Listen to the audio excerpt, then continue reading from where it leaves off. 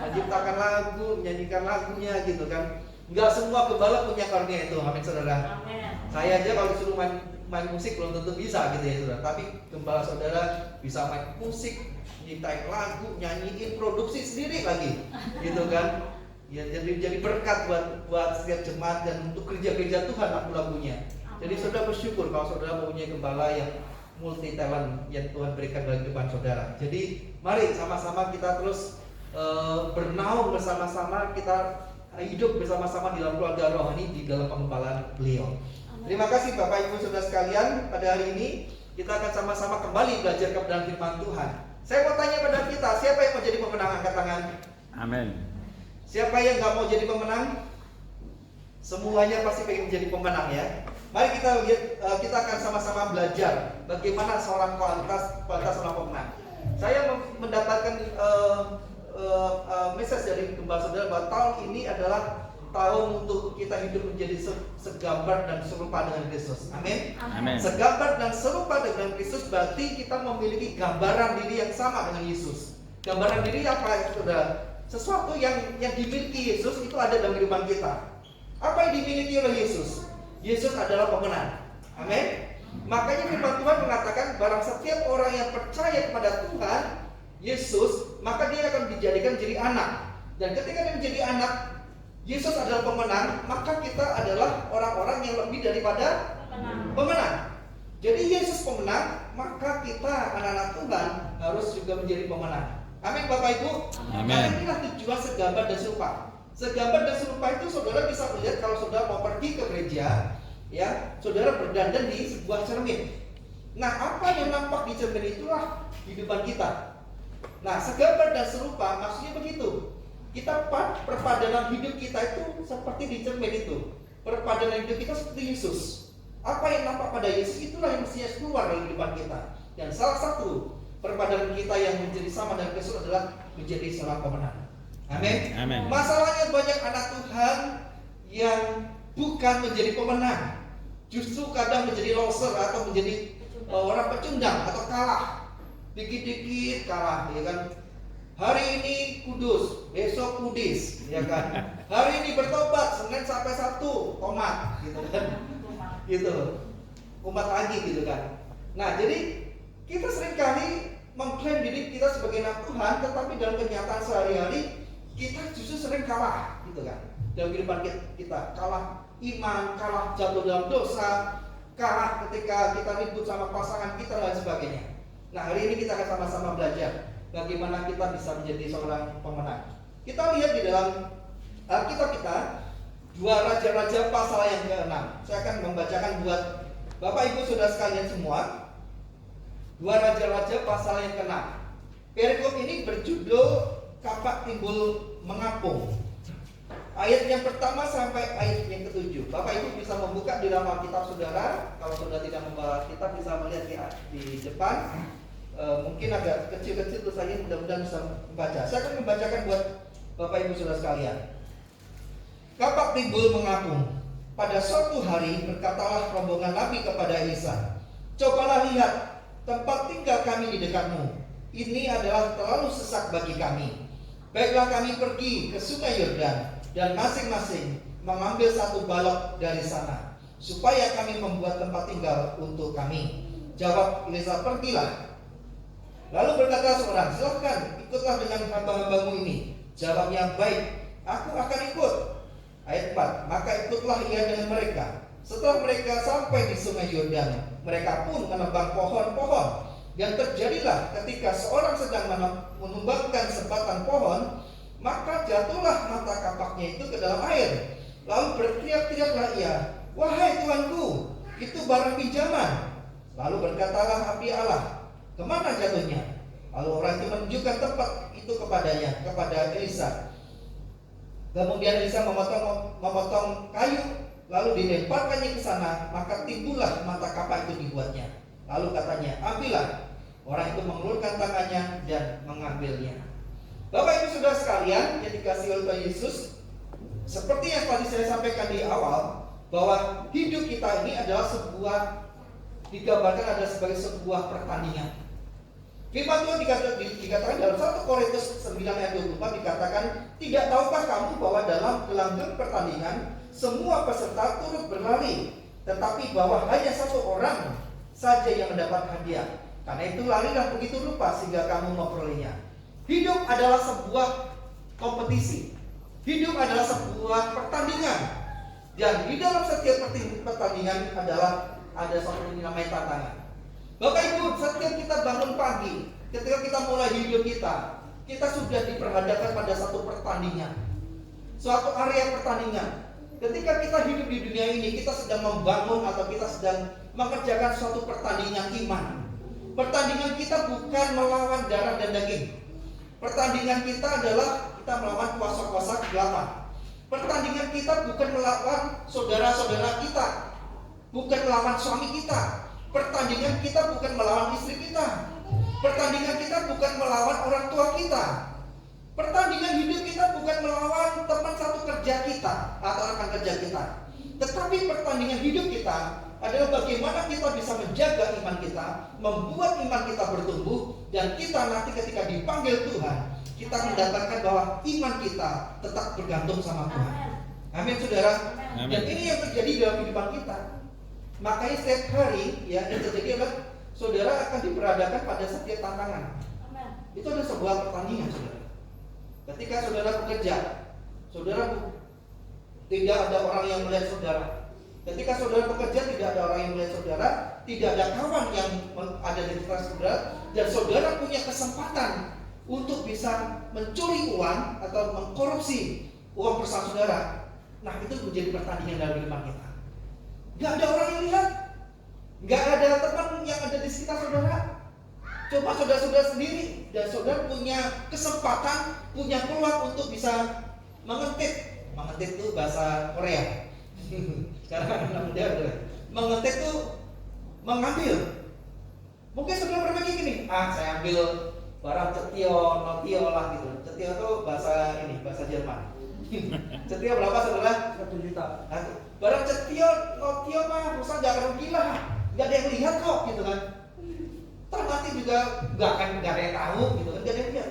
Nah, pertandingan kehidupan kita selalu diperhadapkan pada satu situasi di mana apakah kita tetap hidup dalam kebenaran atau kita melanggar kebenaran. Seringkali kita selalu menggunakan kesempatan ketika tidak ada orang yang melihat. Kecenderungan orang itu adalah dosa itu selalu terjadi ketika tidak ada yang mengawasi atau ada di sekitar kita. Contohnya Hawa itu jatuh dalam dosa, ya, ketika dia jalan sendiri, nggak ada Adam di sampingnya. Ketika nggak ada Adam di sampingnya, itulah kesempatan untuk iblis menyerang lagi depan kita. Karena itu saudara, tidak baik manusia hidup seorang diri. Dibuatlah pasangan, lalu dibuatlah komunitas. Itu adalah untuk supaya kita tercover hidup kita. Jangan kita mudah jatuh. Karena kalau kita sendirian itu mudah jatuh. Tetapi kalau ada orang di samping kita, ketika kita mau jatuh, yang lain menopang. Itu kan sesuai dengan firman Tuhan kan? Tidak baik kalau kita berjalan sendiri. Lebih baik 2 atau 3 orang. Karena kenapa? Ketika satu ada yang mau jatuh, yang lain menopang, yang lain menguatkan. Nah, masalahnya tidak selalu kita berada berdua atau dengan orang yang lain. Kadang dibuat sendiri. Nah, kesempatan yang sendiri inilah yang seringkali dipakai iblis untuk menggoda kita, untuk membuat iman kita jatuh. Dia bisik kita, bos nggak tahu, CCTV nggak ada, ini laporan bisa di markup, laporan ini bisa dirubah. Perusahaan hilang 1 juta, 2 juta mah itu biasa, nggak ketahu, ya kan? 1 juta, 2 juta anggap aja transport, gitu begitu. Dan ketika saudara tergelitik, saudara berpikir, oh iya, besok itu waktunya bayar SPP anak saya, belum ada uang. Ini ada kesempatan, lumayan bisa bayar SPP. Dan ketika saudara tergoda, saudara ambil 1 juta, 2 juta uang perusahaan saudara. Mungkin hari itu nggak ada yang tahu, 1 bulan nggak ada yang tahu, 1 tahun kemudian nggak ada yang tahu. Karena kenapa? Nggak berasa gitu kan bagi perusahaan. Tapi yang berasa dari kehidupan saudara. Kenapa? Saudara akan selalu tertuduh bahwa itu bukan milik saudara, itu bukan uang berkat saudara. Dan ketika saudara tergelitik, ada dua kemungkinan. Saudara bertobat, tidak mengulangi yang lagi, atau saudara merasa, wah, gak ada yang tahu nih, lumayan, enak nih, diulangi lagi. Saudara, sifat dosa itu adalah dia selalu mengikat kita, membuat kita ketagihan. Kayak narkoba. Emang Pak Pendeta tahu narkoba? Saya nggak tahu sih, karena nggak pernah pakai. Tetapi katanya narkoba itu mengikat. Karena itu saudara lihat, para kehidupan artis-artis kurang apa sih duitnya? Mereka dikatakan sultan lah gitu kan, sultan dari mana lah? Maksudnya sultan itu orang yang hidupnya glamor, hidupnya itu mewah, ya kan? Dia pakai mobil yang mobil mahal, rumah gede, hidupannya seolah-olah itu hidupannya tuh yang kayak di televisi gitu, hidupnya happy gitu kan. Tetapi mereka terikat dengan narkoba. Kalau dicek semua tes urin semua, pasti masih ada yang kena, pasti. Cuman orang yang kena itu adalah mereka yang ketahuan aja. Mereka yang nggak ketahuan masih banyak. Mereka punya uang, mereka hidupnya makmur, tetapi terikat. Kenapa? Narkoba itu mengikat, membuat ketagihan. Dosa itu seperti narkoba, membuat kita ketagihan untuk melakukan hal yang sama. Ketika saudara melakukan hal yang satu tidak ketahuan dan saudara menikmati hasil daripada saudara ambil uangnya perusahaan, saudara akan melakukan hal yang sama lagi. Saudara akan berpikir gini, kemarin nggak ketahuan, enak juga, akhirnya bisa bayar CP, ada kelebihan, bisa makan di FC gitu kan, sama keluarga. Akhirnya sudah melakukan hal sama lagi. Dan lama-lama ketika sudah melakukan dosa 1, dosa 2, dosa 3, lama-lama membuat kita jatuh di dalam dosa. Dan ketika kita menjadi jatuh dalam dosa, hidup kita kalah. Saudara, dalam setiap pertandingan itu pasti ada tantangan. Nah, tantangan dalam kehidupan kita kadang juga bukan cuma masalah berkat, tetapi juga tantangan kehidupan kita juga bisa bicara tentang masalah kesulitan hidup. Berapa banyak anak Tuhan kalah karena kenapa? Menghadapi kesulitan hidup. Pak Pendeta, hari ini 1 bulan ini awal tahun 2022 bisnis gak lancar, usaha gak lancar, gitu kan. Padahal saya sudah ke gereja pagi-pagi, datang latihan musik, gitu kan. Saya bantuin Pak Gembala atur kursi, sapu, pel, tapi kok hidup saya masih sulit, masih susah. Ya udah, kalau misalkan kayak gini, saya lihat teman-teman saya nggak bekerja tapi hidupnya diberkati, gitu kan. Akhirnya sudah berpikir, ngapain saya bekerja kalau saya nggak kaya seperti teman saya? Lebih baik saya nggak bekerja supaya bisa kaya. Kadang kesulitan hidup itu membuat tantangan dalam kehidupan kita untuk mundur di hadapan Tuhan. Amin. Banyak orang yang meninggalkan gereja bukan karena dia diberkati, kadang juga karena kesulitan hidup. Jadi ada dua. Karena diberkati orang bisa lupa sama Tuhan. Orang mendapatkan kesulitan hidup, orang bisa menghujat Tuhan. Saya ulangi ya. Kadang orang meninggalkan Tuhan, ya, karena ketika diberkati dia merasa hidupnya nyaman, melupakan Tuhan, meninggalkan Tuhan. Tetapi yang satu lagi, ada yang meninggalkan Tuhan karena mengalami kesulitan hidup. Dia tidak bisa bertahan terhadap kesulitan hidup, tidak mau berjuang terhadap kesulitan hidup. Akhirnya apa? Dia menghujat Tuhan dan dia meninggalkan Tuhan. Saudara, hidup kita adalah sebuah pertandingan iman. Belum itu ya. Bagaimana kita menghidupi iman percaya kita pada Yesus di tengah dunia tidak percaya pada Yesus. Jadi hidup kita adalah pertandingan iman. Setiap hari kita diperhadapkan pada tantangan iman. Apakah kita tetap bergantung sama Tuhan, percaya sama Tuhan, atau mungkin kita menyangkal Tuhan? Hari ini ketika omset kita lagi turun, hari ini kalau mungkin dagangan kita tidak habis laku, hari ini mungkin suami kita mungkin tidak membawa uang, apakah saudara masih tetap bisa bersyukur pada Tuhan? Atau sebaliknya, saudara bersungut-sungut pada Tuhan, saudara menyalahkan Tuhan, menyalahkan gereja? Katanya Pak Pendeta, setiap anak Tuhan pasti diberkati. Nyatanya gak ada uang sama sekali. Saudara, kalau saudara berpikir berkat itu hanya masalah uang, kalau saudara berpikir berkat itu hanya masalah kekayaan, orang-orang yang tidak ke gereja pun bisa kaya. Saya ulangi ya, kalau saudara berpikir bahwa berkat itu cuma masalah hepeng. Kalau berkat itu cuma masalah kaya, saudara, mereka yang tidak di gereja pun bisa kaya. Mereka khotbah dukun pun juga bisa kaya. Berkat bukan cuma bicara masalah uang, tetapi berkat itu adalah ketika Yesus hadir dalam kehidupan saudara. Amin. Saudara, ketika saudara mengalami kesulitan, Yesus hadir dalam kehidupan saudara, saudara akan pastikan merasa cukup. Tetapi kalau saudara dikasih kelimpahan, tetapi Yesus tidak hadir dalam kehidupan saudara, maka yang terjadi di kehidupan saudara adalah saudara akan merasa kurang. Suatu ketika 2 minggu yang lalu, Pak Gembala, saya dapat berkat. Ceritanya kan, Gembala itu kami biasanya jaga kandang masih standby terus di gereja di tengah-tengah jemaat. Jadi jarang-jarang untuk pergi, gitu Bu. Kalau kemarin kan Pak Gembala saudara ke Salatiga kan, sampai 1 tahun kan ya, Bu ya, betul ya? Berangkatnya 2021, pulangnya 2022, betul ya Bu ya? Berarti 1 tahun dong ya. Pak Gembala saudara itu kerja 1 tahun. Berangkat tahun 2021, pulangnya tahun 2022. Berarti berapa tahun? 1 tahun. Iya, bisa gitu. Nah, kemarin ada teman kita ajak, yaudah, yuk pergi yuk. Kita ke Bogor, saudara. Gitu. Jadi kita bisa nginep di Bogor 5 hari, Bu. Berangkat Senin, pulangnya Jumat. Gitu. Saya nggak ngeluarin uang sama sekali untuk nginep. Sudah dibookingin, gitu kan. Tinggal kita jajan, makan dan sebagainya. Beliau gitu aja sih.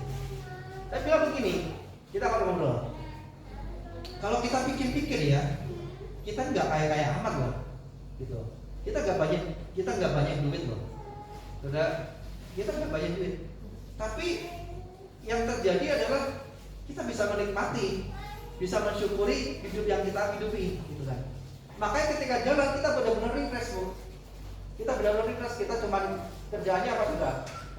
Kita bangun, kan di hotel kan ada breakfast, sarapan kan, mandi, jalan, gitu kan, makan lagi, ngopi, gitu kan, terus jalan lagi, makan malam, balik lagi ke hotel, itu terus gitu. Kita mensyukuri. Pak Pendeta banyak duit ya? Enggak banyak duit, tapi kita bisa nikmati. Nah, kalau berkat itu cuma masalah uang, banyak orang tidak percaya Tuhan Yesus punya uang banyak. Tetapi berkat itu masalah Yesus hadir dalam kehidupan kita, sehingga kita merasa cukup dan kita bisa mengucap syukur. Lebih baik hidup yang cukup daripada hidup dekat sama Allah. Cukup hari ini bisa makan 3 kali sehari. Cukup pengen makan ayam, tiba-tiba ada ayam di depan kita. Cukup ketika anak perlu SPP, tiba-tiba ada berkat bisa bayar SPP.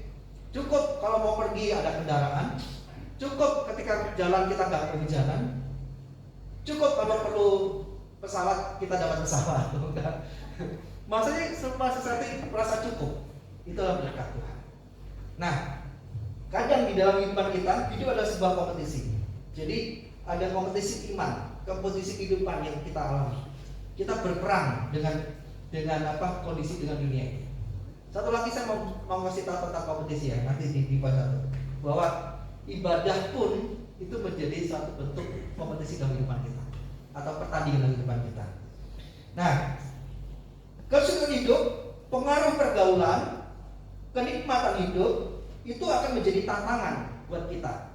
Apakah kita bisa menjadi pemenang atau kita menjadi pecundang? Pergaulan kadang membuat kita mendapatkan tantangan. Siapa di sini yang belum nikah? Angkat tangan. Yang belum nikah? Anak-anak muda yang belum nikah ya. Oke, anak-anak muda saya mau tanya, siapa anak-anak muda di sini yang belum nikah? Tadi yang belum nikah angkat tangan. Oke. Ini termasuk orang tua juga ya yang belum nikah juga ya. Siapa tahu ada orang tua yang belum nikah. Di gereja kami ada satu yang sudah berusia tapi belum nikah. Kita lagi cari jodoh-jodohnya, saudara. Nah, di sini yang belum menikah, pengen nikah angkat tangan. Kalau saudara nggak angkat tangan, saya tambah curiga nih. Nggak mau nikah kenapa? Gitu. Siapa di sini yang belum nikah dan pengen menikah nanti? Angkat tangan. Iya kan? Oke. Siapa yang mau pengen menikah tapi belum punya pasangan? Angkat tangan. Pengen menikah tapi belum punya pasangan. Belum punya pacar, gitu.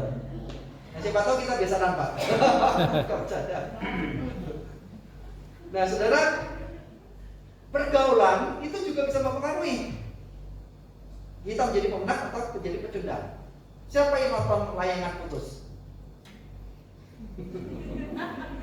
Siapa yang nonton film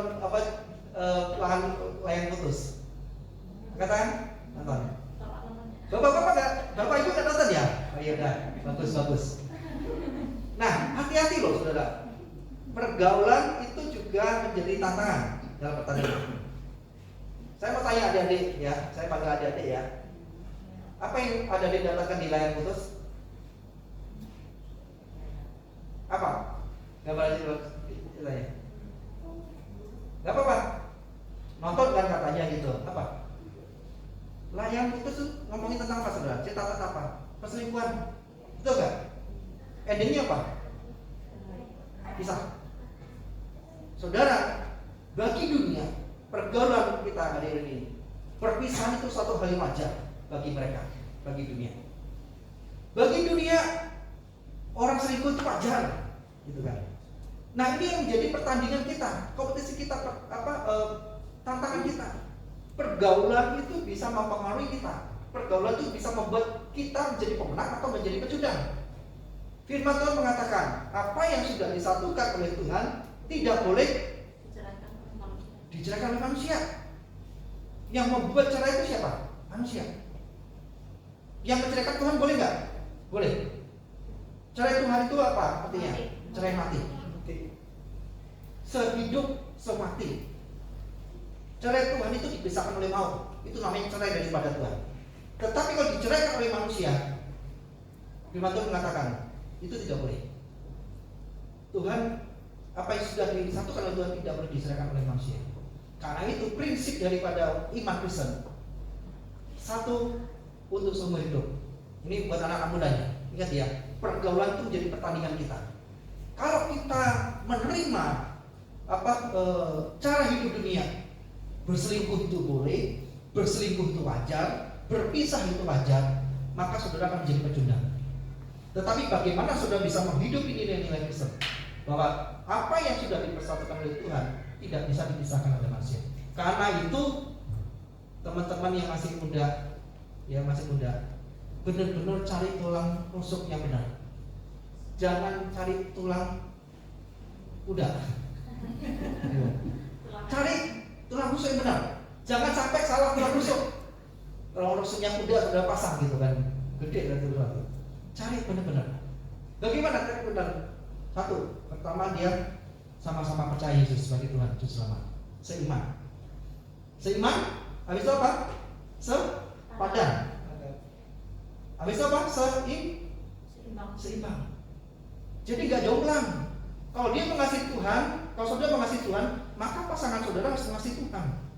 Itu namanya seiman, udah seiman, sepadan dan seimbang.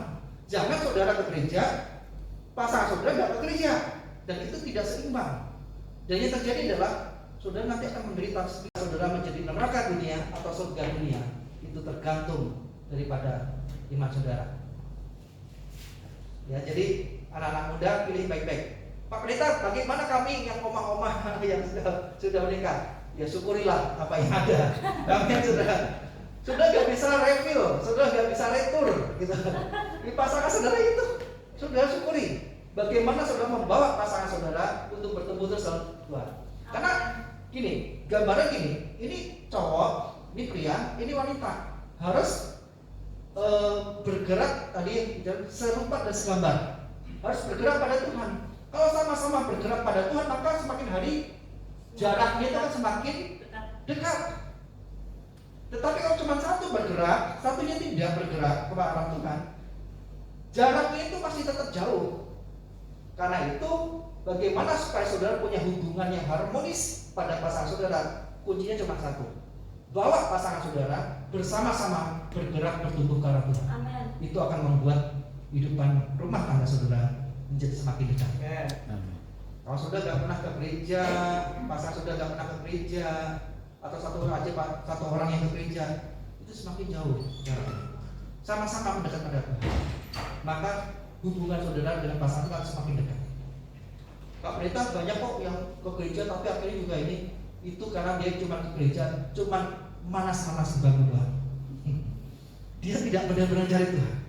Kalau yang benar-benar cari Tuhan, dia pulang pasti membawa berkat firman Tuhan. Yang cuma manas-manasin, coba aja cek. Habis pulang tanyain, tadi buat banyak apa? Dia pasti lupa. Itu cuma manas-manasin. Tapi kalau yang benar-benar terima firman, pulang sudah tanya, tadi buat banyak apa? Bagaimana jadi pemenang? Dia ingat ayatnya ini tentang Elisa yang nabi-nabi dan sebagainya. Itu saudara baru saudara tahu bahwa orang itu benar-benar cari Tuhan. Amin. Amin. Saya berdoa firman ini tidak hanya ngendap di bangku saudara, tapi firman ini saudara bawa pulang dan saudara lakukan dalam hidup saudara. Amin. Nah, saudara, tadi kita membaca nabi-nabi, ya, rombongan nabi-nabi. Itu gambarannya kayak pendeta-pendeta. Itu kayak pondokan pendeta, asrama pendeta, gitu kan. Pendeta ini semakin banyak, tetapi ruangannya atau kamarnya nggak semakin banyak, rumahnya nggak banyak dengan gede. Akhirnya terjadi apa? Mereka kesulitan untuk tidur, sempit, gitu kan. Lalu mereka datang pada Elisa.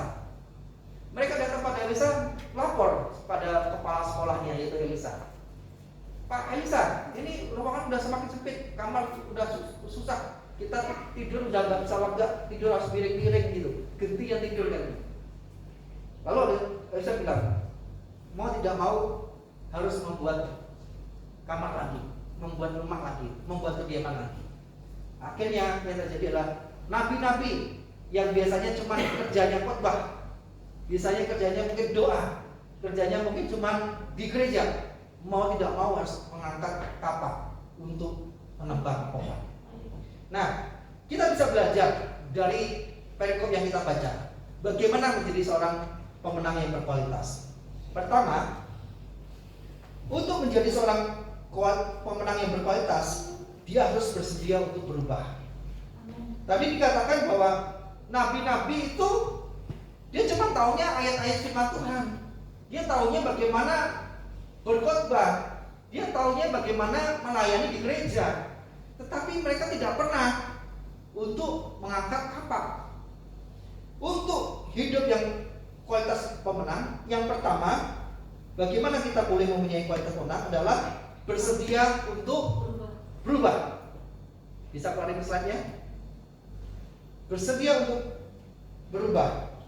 Setiap orang percaya disebut sebagai anak Tuhan, dan setiap anak Tuhan itu memiliki DNA pemenang. Bagaimana kualitas pemenang? Pertama, dia harus bersedia untuk berubah. Perubahan itu diperlukan untuk setiap seorang pemenang.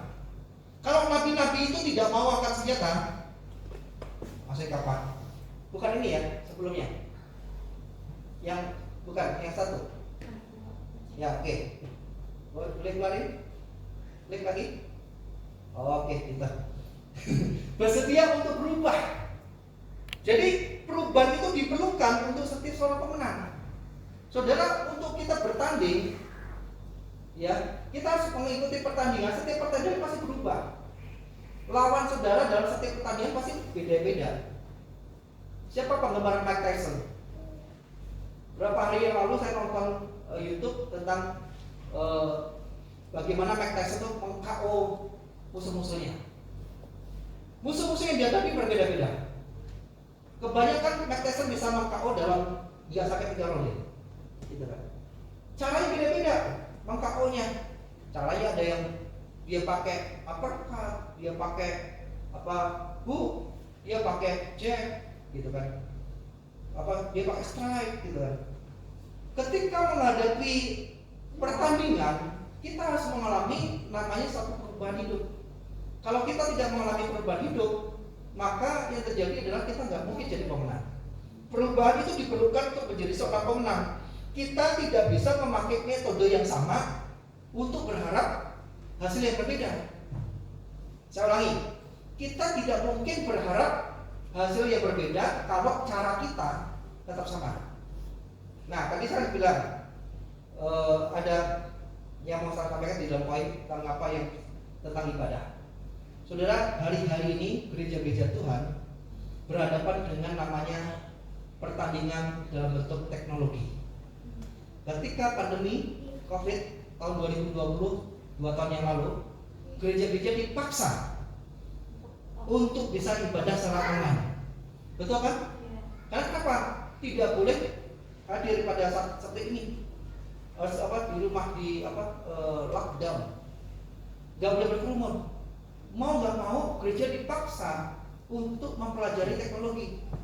Akhirnya terjadi apa? Saudara, mungkin gembala kita, pendeta kita pada waktu itu gak pernah main Facebook, gak pernah main Instagram, gak pernah main YouTube. Mau gak mau harus belajar Facebook, harus belajar Instagram, harus belajar YouTube. Dulu mungkin cuma ibadah kita onsite kayak begini. Mau gak mau, tapi bagaimana ketika gak boleh ibadah harus di rumah? Mau nggak mau kan pendeta berpikir gimana caranya supaya jemaat kita ini bisa beribadah di rumah. Yang terjadi adalah kita membuat ibadah secara online. Apakah disiarkan secara langsung, apakah direkam, apakah dengan cara diunggah dan bisa ibadah masing-masing di rumah. Harus berubah.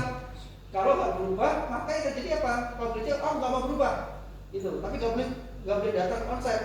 Yaudah, kalau gitu nggak ada ibadah. Akhirnya cepatnya rontok semua. Gitu kan? Jadi kalau kita berharap hasil yang berbeda, jangan memakai cara yang sama. Kalau kita mengharapkan, kalau kita pengen income kerja kita berbeda, saudara nggak boleh monoton dengan cara yang sama. Saudara harus improve, saudara harus kreatif. Bagaimana saudara bisa meningkatkan income saudara? Kalau saudara cuma datang ke kantor 9 to 5, jam 9 sampai jam 5, cuman sudah datang, sudah mengerjakan tugas, saudara selesai pulang, itu aja rutinitas itu, maka yang sudah dapatkan, saudara akan tetap menjadi kalian biasa kan itu. Tapi kalau saudara bisa improve, saudara bisa datang lebih awal, saudara tidak hitung-hitungan dengan waktu, ketika pekerjaan belum selesai, waktunya sudah selesai, tapi saudara mau dengan rela hati lembur menyelesaikan kerja hari itu sebesar itu menjadi nilai tambah buat saudara, ada perubahan. Dan ketika perusahaan saudara atau pimpinan saudara melihat saudara ternyata kerjanya nggak hitung-hitungan, saudara lebih rajin daripada orang biasa, itu akan menjadi perhitungan buat perusahaan saudara atau bos saudara untuk bisa menaikkan karir saudara. Maka seringkali kita anak Tuhan ngeluh, aku sudah kerja puluhan tahun, tapi kok jadi karyawan terus nggak berubah-ubah. Coba cek dulu, apakah kita mau mengalami perubahan nggak? Atau kita cuma nonton? Orang lebih suka itu zona nyaman. Kita tidak bisa memakai metode yang sama dengan hasil yang berbeda. Perubahan itu selalu membawa pada kemajuan. Kalau kita mau berubah, berarti kita mau maju. Tapi kalau kita nggak mau berubah, kita nggak maju-maju. Dalam rumah tangga juga begitu, Bapak Ibu. Rumah tangga kita selalu ribut loh, salah paham loh. Harus berubah. Bapak-bapak harus berubah, ibu-ibu harus berubah juga. Berubah apa? Cek, koreksi. Jangan menuntut orang lain untuk berubah, tetapi mulailah dari diri sendiri untuk berubah. Amin. Seringkali kalau kita berantem, ya kan Bapak Ibu, ribut rumah tangga, kita selalu menyuruh pasangan kita untuk berubah. Padahal yang dituntut oleh Tuhan, diri kita yang dulu yang berubah. Karena ketika kita berubah, maka pasangan kita akan melihat perubahan kita dan dia bisa berubah. Nah, ini yang menjadi masalah dalam rumah tangga kita. Seringkali kita menuntut orang untuk berubah, kita nggak mau berubah.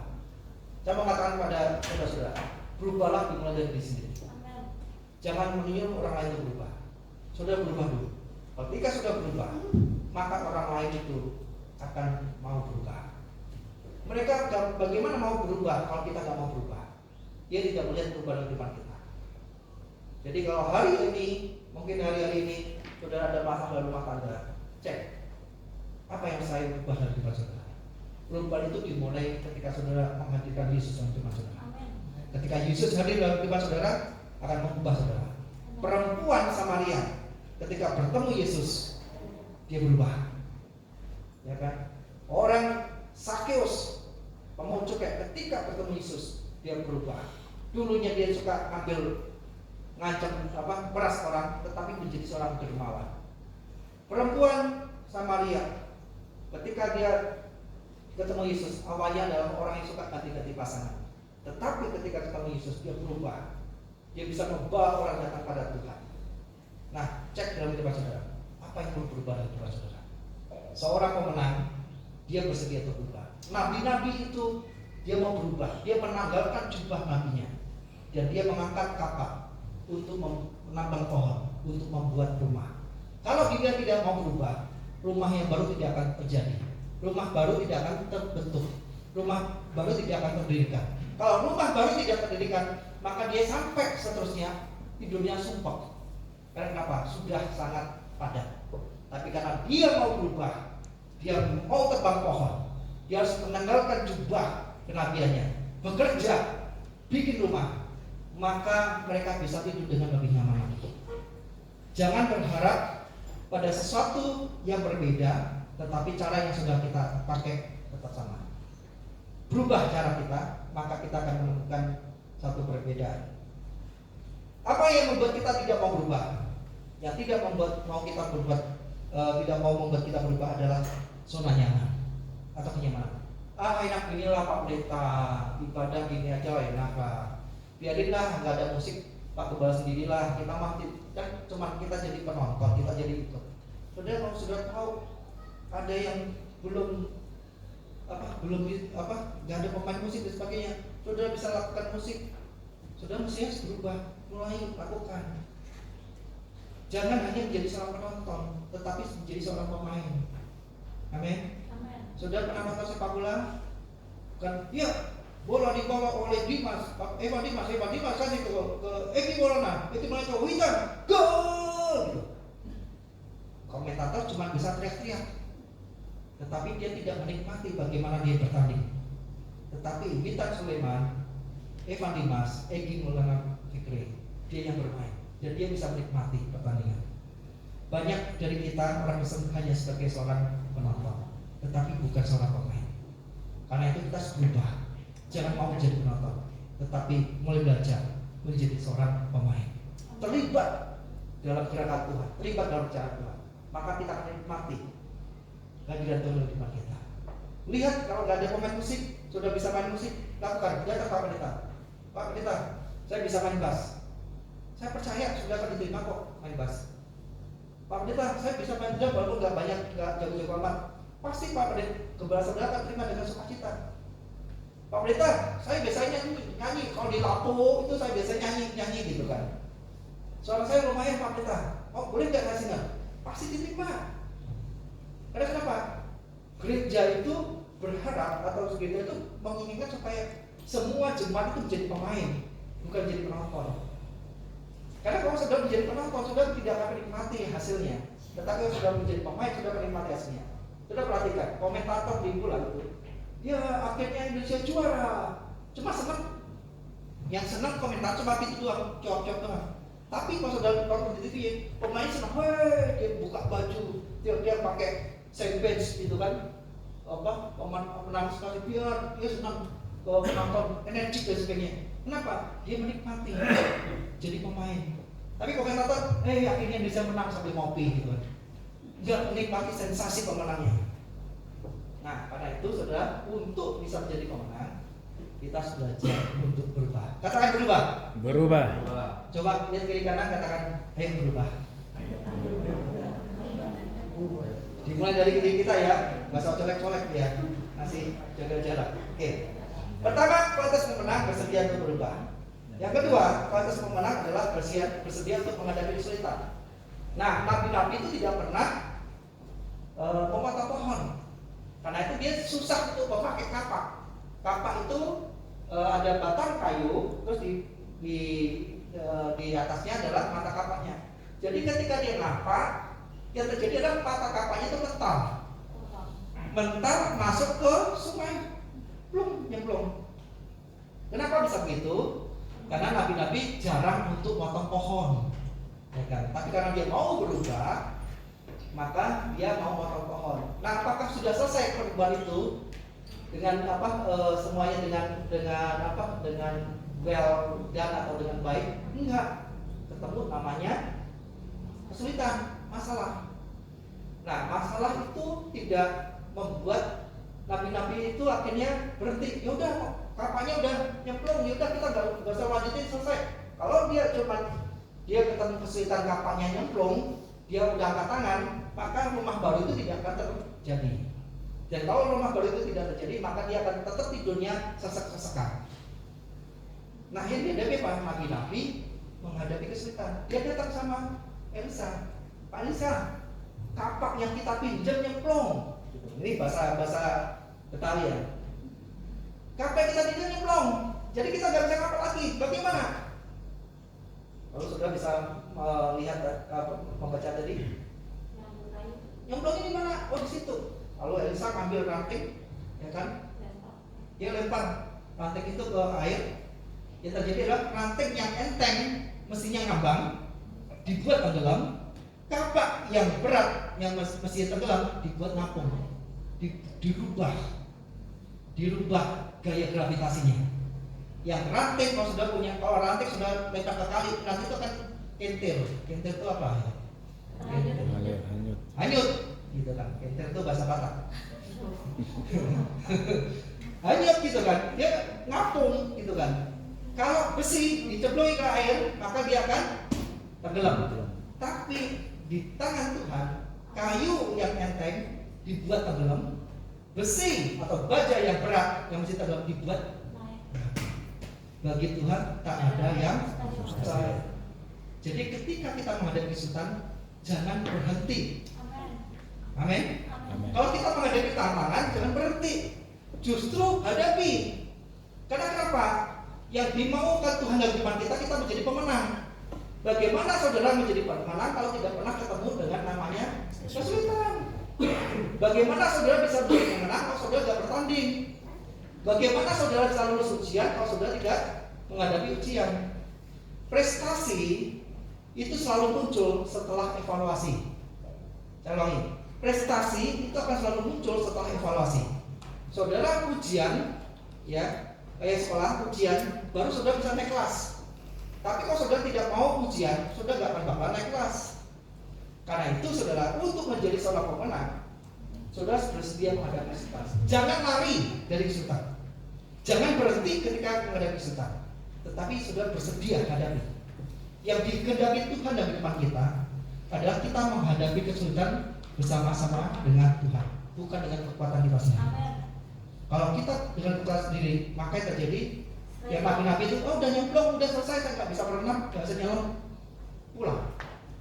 Kesulitan selalu ada, tidak ada pemecah.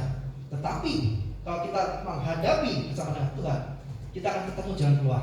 Kalau udah ketemu jalan keluar, kita muncul jadi pemenang. Amin. Bagi teman-teman yang masih muda, Pak Pendeta, saya kesulitan dapat jodoh gitu. Jangan berhenti, saudara, ketika kesulitan dapatkan jodoh. Saya punya jemaat, Pak, usia udah 45 tahun, lebih tua dari saya, belum nikah. Katanya ini matanya banyak gitu kan. Saya tanya gini, di antara mantan mana yang jadi? Jangan bangga banyak mantan, tapi banggalah ketika jadi gitu. Ngerti ya saudara? Ya, oh ini mantan saya ada orang Batak, mantan saya ada orang Manado, yang belum satu, matanya tidak ada yang orang Papua. Ada orang Jawa, orang Chinese gitu, matanya banyak, tapi orang Papua belum dapat dia. Saya bilang gini, mau nggak sama Papua? Gitu. Jangan bangga terhadap matanya banyak, tetapi mana yang jadi? Gitu. Nah, sama dengan kehidupan kita. Dalam menghadapi kesulitan, maka kita nggak boleh berhenti di dalam kesulitan itu, dan kita tidak boleh menghindari kesulitan. Libatkan Tuhan di dalam kesulitan kita. Ketika melibatkan Tuhan dalam kesulitan kita lihat kayu yang mestinya ngapung jadi tenggelam, kapak yang mesti tenggelam jadi ngapung. Kalau kita menghadapi kesulitan, kita akan melihat mujizat. Amin. Saudara tidak akan pernah merasakan kemenangan kalau sebelum saudara mengikuti pertandingan. Kalau orang Indonesia hari ini, timnas Indonesia akan lawan Timor Leste, ya, pertandingan kedua. Oh, Pak, kita tahu ya pemain bola ya, nggak senang aja nonton bola. Gitu. Kalau Indonesia nggak mau tanding sama Timor, mana bisa menang? Indonesia lawan Thailand, pasti kalah lah. Yaudah kalau bahasa lawan Thailand kalah, gak usah ikutan lah. Jadi gak akan bakal menang. Kalau dia ikut tanding sama Thailand ada 2 kemungkinan, bisa menang atau bisa kalah. Tapi harus dihadapi dulu kan. Mungkin dia kalah hari itu, besoknya dicoba lagi. Hakim bisa menemukan bagaimana cara mengalahkan Thailand. Tapi kalau dia bakal bertanding udah ngambek, udah nyerah duluan, gak mungkin menang. Ya dia gak akan bakalan menang. Dalam kehidupan kita begitu. Ketika kesulitanmu itu belum terpecahkan, ketika belum ada jawaban terhadap kesulitan saudara, ketika belum ada jawaban dalam persoalan saudara, saudara teruslah hadapi bersama dengan Tuhan. Maka saudara akan menemukan jalan keluar dari Tuhan. Firman Tuhan kata ini, pencobaan yang kamu alami adalah pencobaan yang biasa, tidak melampaui kekuatan. Ketika kamu dicobai, maka Tuhan akan membuka jalan. Jalan akan terbuka ketika saudara berhadapan dengan pencobaan. Jalan tidak akan terbuka kalau saudara menghindari pencobaan. Amin. Ini bukannya mau nyuruh saudara harus ketemu masalah terus, enggak. Setiap kita pasti ketemu masalah. Kuncinya jangan menghindar, jangan berhenti terhadap masalah itu, tapi hadapi bersama dengan Tuhan. Firman Tuhan mengatakan bahwa Tuhan ada Gembala yang baik. Dia mengawal kita dengan gada dan tongkatnya ketika melewati lembah kelam.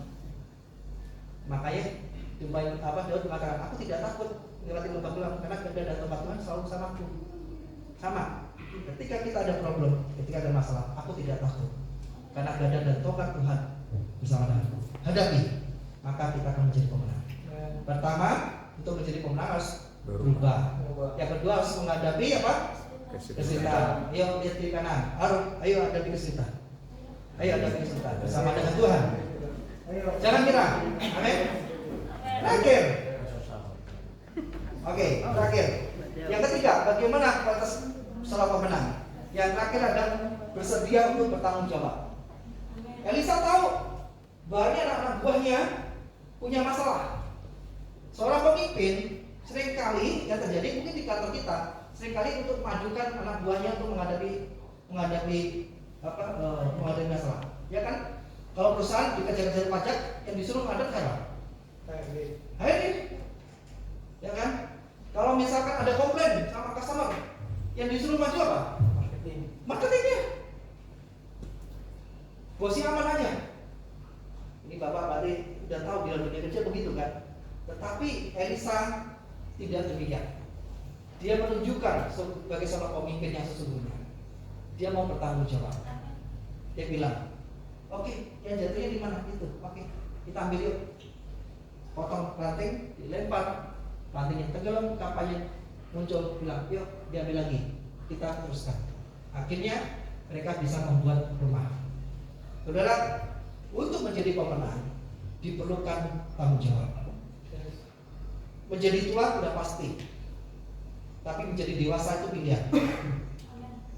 Saya ulangi, menjadi tua itu pasti. Sudah lihat umpan saya? Menjadi tua pasti. Saya 1 tahun lagi tambah usia, 1 tahun lagi tambah usia, lama-lama menjadi tuil, menjadi tua. Itu sudah pasti. Tapi saya menjadi dewasa atau tidak, itu tergantung pilihan saya. Banyak orang sudah tua, tapi sifatnya masih kanak-kanak. Ditegur ngambek, ya kan? Kena firman Tuhan, merasa tersinggung, nggak mau ke gereja lagi. Saudara, yang khotbah ini itu nggak ada motivasi untuk nembak-nembak ke jemaat, nggak ada. Dan pengkhotbah ada satu etika dalam bersama pengkhotbah, dia tidak boleh untuk menjadikan khotbah itu untuk sasaran nembak orang. Kalau misalkan ada orang yang merasa ketembak, itu berarti roh kudus. Karena itu lembutkan hati, bukan diri, bukan sebaliknya ngambek. Kalau sudah ngambek, sudah masih anak-anak, belum dewasa. Kan anak-anak gitu. Anak-anak minta mainan, kalau kita nggak kasih, dia apa? Ngambek.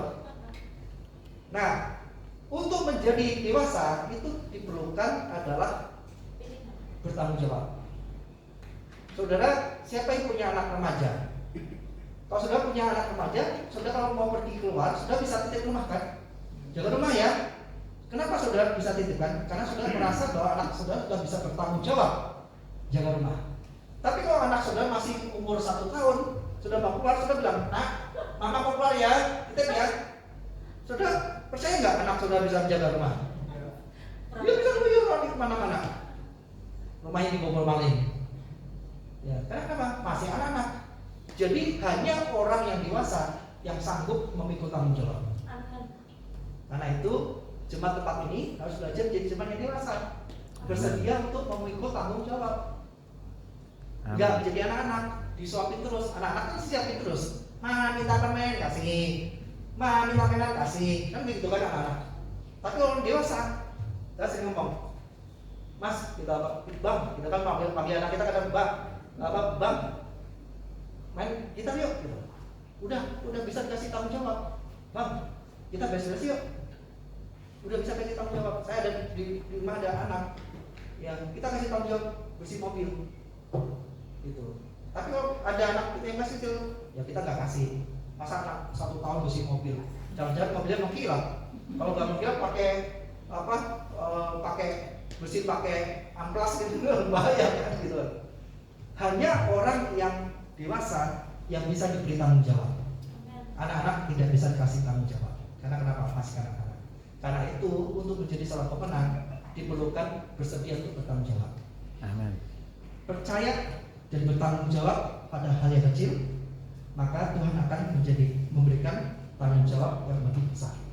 Kalau saudara percaya pada anak saudara percayakan, dan dia bisa pegang kepercayaan saudara, saudara akan pasti tambahkan kepercayaan saudara pada dia. Tapi kalau saudara kasih kepercayaan, dia nggak bisa bertanggung jawab, saudara nggak akan bakal kasih kepercayaan lagi, bahkan lebih baik lagi. Misalkan gini, kita kasih anak kita yang udah remaja, ini uang saku 50.000 untuk 1 minggu misalkan.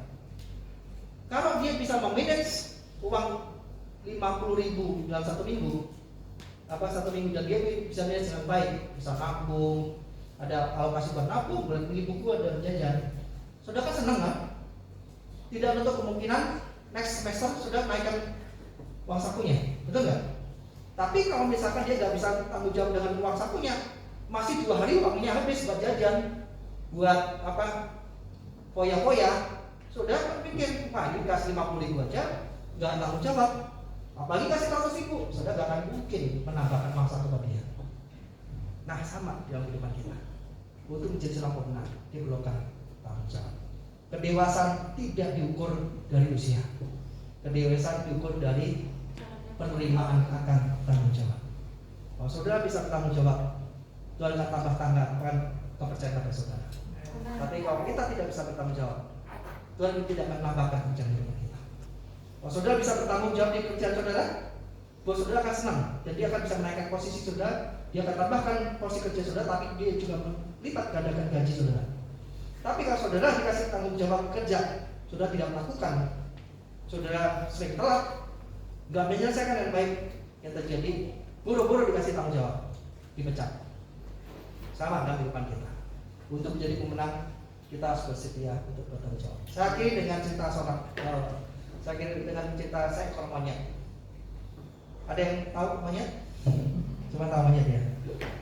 Nah, saudara, suatu ketika ada gerombolan monyet dan ada satu monyet yang ekornya putih. Ini bukan ini ya, musuh bokong ya. Pagi kita lagi melekan ya. Besok kita melekan ya. Siapa yang melekan angkat tangan? Oke, nanti saya datang ya. Saya datang ya. Nah, gerombolan kerang monyet itu mereka sedang mengumpulkan bahan makanan. Mereka mengumpulkan bahan makanan di gudang untuk persiapan musim dingin. Nah, lalu gerombolan monyet itu membuat kesepakatan, yuk kita cari bahan makanan lagi supaya nanti ketika musim dingin kita punya persediaan. Karena semuanya akan pergi cari makanan, mesti harus ada satu orang yang harus tinggal, satu ekor yang harus tinggal, supaya menjaga makanan, jangan sampai makanannya dicuri orang, dihabisin yang lain. Akhirnya mereka sepakat menyuruh seekor monyet yang berbuntut putih untuk menjadi penjaga makanan. Dimakan sendiri. Ya, nah mereka pergi semua. Saudara monyet, ya, bukan saudara monyet ya, bukan. Saudara, saudara titik ya, seekor monyet itu kalau saudara monyet itu bukan. Saudara titik, seekor monyet itu kalau dikasih makanan, dilemparin makan. Saudara pernah tahu kan kalau di monyet apa? Oh, binatang. Topeng monyet kan? Saudara, ibarat apapun diambil untuk dimakan. Monyet itu tidak pernah tahan terhadap makanan. Saudara kasih kacang banyak, kalau bisa dia tangannya ngambil kacang, kaki-kakinya ngambil kacang. Itu monyet. Itu monyet ya. Jadi kalau orang rakus itu monyet lah, gitu. Nah, dia monyet itu kalau dikasih makanan kacang banyak, dia pasti tangan kanan ngambil, tangan kiri ngambil, kakinya ngambil, mulutnya ngambil, semuanya nggak bisa diambil, karena dia suka makan. Nah, monyet yang berekor putih dikasih tugas jaga makanan. Dia lihat makanannya banyak, ya kan? Yang muncul yang nafsu untuk makan, betul kan? Dia langsung pengen makan, tapi dia ingat teman-teman gua kasih kepercayaan saya untuk jaga, bukan untuk makan, gitu kan? Gimana? Tapi hasrat makannya kuat. Nah, ini pertentangan antara nafsu dagingnya sama tanggung jawab. Ketika terjadi gimana nih, gitu, pengen makan, pengen nyolek lah dikit, tapi kalau dikit biasanya ada ketagihan lagi, gitu kan? Nah, akhirnya gimana? Kalau dia diem aja, dia akan diserang dengan rasa lapar, rasa rakus untuk pengen makan. Gimana caranya supaya dia nggak makan persediaan itu dan dia bisa tetap bertanggung jawab? Akhirnya dia pikir gini, kalau saya diem aja, yang terjadi adalah saya pengen nafsunya pengen makan. Karena itu saya nggak boleh diem. Saya harus membuat satu kegiatan, saya buat sibuk. Terus dia lihat makanannya itu. Dia lihat, oh ini makanannya bisa bertahan 3 hari. Oh ini bisa 2 hari. Oh ini bisa 1 minggu. Ini bisa 1 bulan. Akhirnya dia mengisi untuk menahan nafsu makannya, untuk menahan rasa rakusnya, untuk bisa melawan rasa rakusnya dengan mengisi untuk bertanggung jawab apa saudara.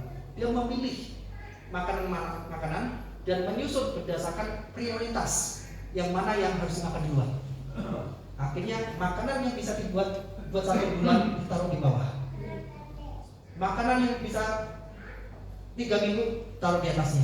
Makanan yang bisa untuk 2 minggu taruh di atasnya lagi. Makanan yang bisa untuk 1 minggu taruh di atasnya lagi. Makanan yang cuma bisa bertahan 5 hari taruh di atasnya lagi. Makanan yang bisa bertahan cuma 3 hari taruh di atasnya lagi. Makanan yang cuma bisa bertahan 2 hari ditaruh paling atas. Dan tersusun dengan rapi berdasarkan prioritas mana yang dihabiskan dulu. Ketika dia sibuk melakukan itu, setelah itu dia tidak merasa lapar, dia tidak merasa serakah ingin makan, dia tidak muncul kerakusannya. Dan ketika rekan-rekannya pulang membawa makanan, dia kaget sudah. Lumbungnya, tempat bahan makannya sudah tertata rapi berdasarkan prioritas. Akhirnya mereka berbisik-bisik sesama monyet. Monyet putih ini tadi kita kasih tugas untuk jaga. Maksudnya kasih tugas jaga itu sebenarnya dia menyisihkan monyet putih ini. Karena kenapa? Dia gak bakal dapat makanan lah. Dia gak bisa apa-apa lah. Kita yang bisa dapat makanan. Jadi dia juga jagalah. Kan begitu kan? Biasanya yang kita kucilkan atau yang kita anggap sepele kita taruh di paling botol kan? Dan belakang. Mereka beranggapan bahwa monyet ini yang ekor putih ini tidak bisa bertanggung jawab, maka kita tinggal aja dia dan dilibatkan cari makanan. Tapi ternyata ketika dia lihat dia bertanggung jawab dan dia melakukan lebih dari yang dikasih tanggung jawab. Akhirnya mereka sepakat. Karena itu, yuk kita kan rombongan atau gerombolan kan belum punya pemimpin. Kita pilih pemimpin. Pemimpin salah satu adalah yang mampu bisa tanggung jawab. Akhirnya monyet ekor putih yang sebelumnya disisihkan hanya sebagai penjaga dijadikan sebagai seekor pemimpin. Saudara, untuk menjadi pemenang, saudara harus berani atau menerima tanggung jawab. Kedewasaan diukur dari kesediaan kita menerima tanggung jawab. 3 hal ini yang menjadi batas kita pemenang. Yesus adalah pemenang, kita harus menjadi lebih dari pemenang. 1. Pertama apa? Berani berubah. Yang kedua, berani menghadapi kesulitan bersama dengan Tuhan. Ketiga, mau bertanggung jawab. Kiranya firman ini membuat kita